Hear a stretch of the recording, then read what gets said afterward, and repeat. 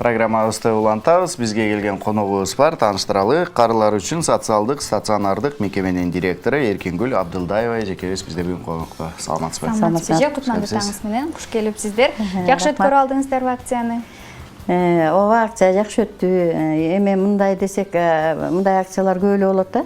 Өзүбүз да көндүк ага, анан биздин аталар, апалар дагы чыдамсыздык менен күтүп турат. Ушундай ар кандай акцияларды.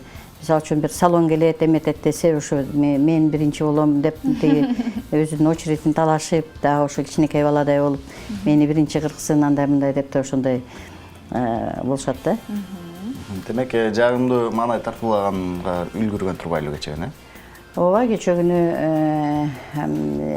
Сенсия деген эме келишти, тиги салон келди, ошолор тиги маникюр, анан кийин чач кырккан биздин бир топ ата-апаларыбыздын сулуу кылып, жакшынакай эме кылып, түздөп дегенде өңдөрүн ошентип кетишти.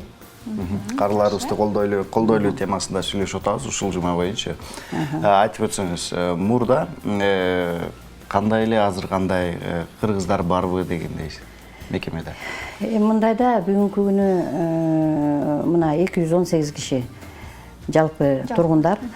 Ошонун ичинен бир 71-72 булар кыргыз улутунда адамдар. Биздин жергиликтүү улуттар. Демек деген кийинки убакта ушундай тенденция болуп атат. Кыргыздардын саны көбөйүп атат. Албетте бул аябай өкүнүчтүү көрүнүч, бирок баягы факт экен, келишет. Ошонун ичинен мисалы үчүн бир тобунун балдары бар, жакшынакай балдары бар, кыздары бар дегендей, бир туугандары бар. Анан эмнегедир баягы ушундай тагдырдын оор кырдаалына туш келишеби же кандай болот, келгендер бар да. Бизде баягы мындай дечи эмес белек, баягы кыргыздын менталитетинде, биздин менталитетте карысын таштабайт, анан кийин ата-энени таштабайт деген менталитет кандайдыр бир жоголуп баратат да. Жылдан жылга көбөйүп Жылдан жылга. Ушундай мулдокелерден ушундай сөз укканбыз, ата-энеси тирүү туруп, анан кийин алардын ыраазычылыгын ала албаган бала кор болсун деген сыяктуу сөздөр бар. Карынын орду бул, карынын сөзүн капка сал, карынын сөзү балдарга дары болот деген сыяктуу биз карыларыбызды тескерисинче аябай сыйлачубыз да. Карылар канчалык бар болсо ошончолук ошол үйгө кут береке орнойт деген сыяктуу сөздөрүбүз бар эле. Эмнеден болуп атат деп ойлойсуз? Мындай көрүнүштөр. Эми баягы мен иштегеним 5 жыл болду. Жалпы мындай анализдеп көрсөк, эмне бул эң биринчи себеп бул могу социалдык экономикалык деңгэл, адамдын жашоо турмушунун эмеси төмөндөп кетиши да. Бир топтору мисалы үчүн азыр эми тагдыр ошондойбу, биздин баягы мамлекет өзүбүздүн жарандарга жумуш ордун бербей, анан жанакы эмгек миграциясы деп коет, сырткы ички миграция болуп, анан кийин канча кишилер үйлөрүн таштап, балдарын таштап, ата-энесин таштап темселеп жүрөт. Анан ошол баягы агымга биздин айрым чал кемпирлер дагы ошо агымга туура келип туш келип калган учурларда, көпчүлүк учурда. Мына мисалы үчүн менде тургандардын бир тобунун балдары бар, каякта чет өлкөдө, Россияда жүрөт, анан кийин Казакстанда жүрөт, ошентип баягы акча тап эмгек кылып жүргөндөр бар. Анан ата-энеси албетте каралбай калат. Аларды кимдер алып келет сиздерге? Ар кандай учурлар болот экен, ушул тууралуу угушумча көпчүлүк адамдар баягы изилдегенбиз да, студент кезде, анан кийин көпчүлүк адамдар дагы карылар өздөрү дагы келип калат экен, эч кандай балдары дагы алып келбей, баягы үй бүлөсүдөгү эле баягы чыр-чатактан балким кандайдыр бир тажагандан уламбы өздөрү дагы барып калышат деп укканбыз да. Андайлар да бар, ооба, өзлөрү келип тажадым дейт, чыр-чатак, баягы сыйлабагандык, ошонун бүт баарына баягы дуушар болгондор. Анан кийин өзлөрү деле келгендер бар. Бирок баягы жалпы эреже боюнча биз кабыл алганда ар бир райондо социалдык өнүгүү башкармалыгы бар да, ошолордун жолдомосу менен алабыз да. Ошол баягы ар бир жерлеринде бир 15-16 пункттан турган документ топтойт. Анын ичине баягы бүт анализдери кирет, справкасы кирет, үй жок, кандай мындай деген бүт ошо аныктамасы менен, анан кийин тигилер путевка берет, жолдомо берет. Анан ошо менен кабыл алабыз да. Вот. По идее, эреже боюнча ошондой. Бирок кээде эрежеден чыгып кеткен учурлар болот. Себеби деген баягы көчөдө калгандар, больницага түшүп калгандар бар. Аларды мисалы үчүн ампутация кылат, обморожение болот, ошондой болот. Анан кийин аларды каяка жибериш керек, туурабы? аларды кайра көчөгө чыгарсаң баягы мурунку помуш кейпине түшөт, а мурункудай жашай албай да калды да. Себеби деген буту колун кесет. Ошондойлор келип түшөт. Анан албетте же болбосо мындай окуялар болот. Машина менен алып келет да, короонун оозуна таштап кетет. Биз даже жок сиздерге же бир.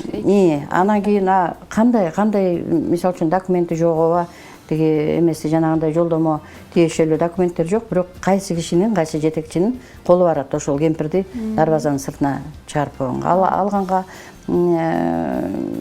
туура келет. Ал учурларда биз тиги баягы орган, милицияны чакырып, дагы башка тиешелүү органдарды чакырып, протокол түзүп, акты түзүп, анан кийин документтерин издеп топтоп баштайбыз өзүбүз. Жакшы. Эжеке айтсаңыз, жакында деген ошол эле сиздердин мекемеңиздерге 55 жыл болот экен. Кандай иш-чаралар пландаштырууда? Ооба, 61-жылы ошо эмеге эксплуатацияга берилген экен. Мына быйыл 55 жыл болду. Анан эми февралда болгон. 55 жыл бирок баягы ошо мааракесин өткөрүү аз эми. Биз бере элекпиз. Ошо буюрса, 3 декабрь майыптар күнү болуп атпайбы? Ошого тууралайбыз деп ойлоп атам. Ошого тууралайбыз деп. Азыр уже даярдыктар мына бүтүп келатат. Эми биз баягы негизи эле бул Кыргызстандын ушундай жатак үйлөрдүн, интернаттарынын тарыхында биринчи жолу ушинтип юбилей өткөрүп атабыз да. Анан ошон үчүн баягы жакшылап өткөрөлү, мындай показательный болсун, көбүрөөк элдерди чакыралы, көбүрөөк баягы жардам сурайлы деген мааниде дагы. Анан кийин бүт тиешелүү биздин баш ийген мекемелерге, органдарга дагы ошо билишет. Алар кайрылганбыз билишет. Биздин министрлик, акимчилик, 1-май райондук карайбыз, мэрия алардын баары билет, күтүп атат. Жакында ошо менен бирге эле удаа болуп кетет болуш керек. Жанакы 218 кишинин ичинен бир 40тайы вообще төшөктө жаткандар. Төшөктө жатат. Анан ошолорго өзүнчө паллиативный отделение деп өзүнчө бир отделение ачып атабыз да. Анан кийин ошонун ачылышында ошо менен өткөрөбүз деп ойлоп атабыз. Демек, кээ бир каалоочу инсандар болсо, демөөрчүлөр болсо, сиздерге алып барса, кандайдыр бир жардамдарын карыларга түз жеткирсе болот экен да. Болот, албетте. Анан ушул эфирден пайдаланып мен айтып кетер элем, негизи эле ушу кийинки убакта вот байкасам кандайдыр бир улам жыл сайын бир адамдардын ушул мындай боорукерлик сезими, кайрымдуулук сезими кандайдыр мындай күчөгөнсүп атат да. Көп келет, жеке жарандар эле келет, жөнөкөй жардам катары эмне кылайын, эмне эметейин деп, же болбосо бир этажынап келип жардам берет, болбосо өзүлөрү сунуш кылат, сурайт эмне керек деп. Мекемелер бар, ар кандай уюмдар бар. Ошолорго ыраазычылык билдиргим келет. Абай Медерев көчөсүндө жайгашкан, ошол жакка барып, сөзсүз түрдө каалоочулар болсо кайрылса болот, сиздерге барып жардам көрсөтсө болот. Албетте. Рахмат, ишиңиздерге ийгиликтер болсун. Ар дайым ушундай карыларды сыйлап жүрө бериңиздер. Карыларыбызды колдоңуздар. Мекендештерибиздин баардыгы колдосун. Себеби дегенде биздин карыларыбыз колдоого муктаж тилекар. Рахмат, өзүңүздөргө да рахмат. Эгерде мүмкүн болсо ушул дагы бир аз убакыт мен өзүмдүн жамаатыма дагы ыраазычылык билдирип кетет элем. Себеби деген бизге окшогон мекемелерде иштегендердин маянасы аябай аз. Анан ошого карабай бул бир фанаттар иштейт да бул системада. Баягы элди жакшы көргөн, боорукер, өзүнүн ошо элге жүрөгүн арнаган адамдар иштейт. Анан ошо айлыктын азына карабай ошо биз бүгүнкү күндө менин мекемемде болгон жакшылыктар, жетишкендиктер бүт баары бул менин жамаатымдын эмеси, эмгеги. Жамаатыңыздарга да ийгилик каалайбыз, жамаатыңыздарга рахмат, сиздерге рахмат. Ийгилик каалайбыз, ден соолукта болуңуздар. Рахмат.